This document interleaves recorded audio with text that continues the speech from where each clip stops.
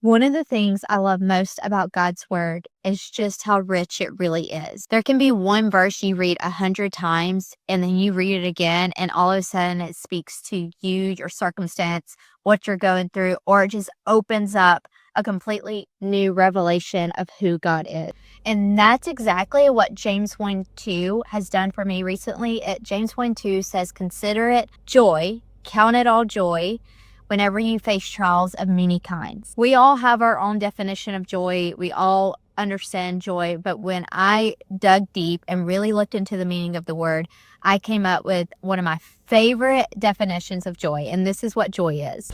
Are you ready? Okay. Joy is the awareness of God's grace. Joy is not always the most bubbly person in the room. It's not even the person who's constantly smiling, although those are great indicators of joy, but that can also be an indicator of happiness and also faking it, because we all do that. But this definition that James puts in the Bible, James 1 2, when it's talking about joy, it is a disciplined outlook and awareness of God's grace. When you face a trial and you pray and you lean in and you can't even breathe and can't even see the light at the end of the tunnel, and then you finally make it through and you realize it's not your own strength, that it was God's strength that got you in, that's what gives you confidence. That's what gives you faith. And that's what changes your outlook and perspective when you walk through something the next time and you're fully aware of God's goodness and God's grace. That is joy. So listen, I don't know what you're walking through right now. I don't know if it's just the mama who's exhausted by mundane and life and fighting sickness. That's where I'm at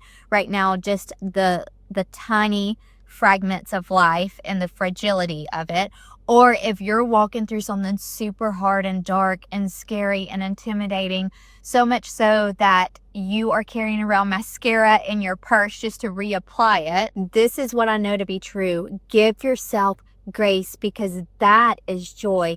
That is God's grace. You've got to have awareness that God's grace is going to get you through this, that His grace is sufficient to carry you through. So count it all joy today, sister. Count it all joy.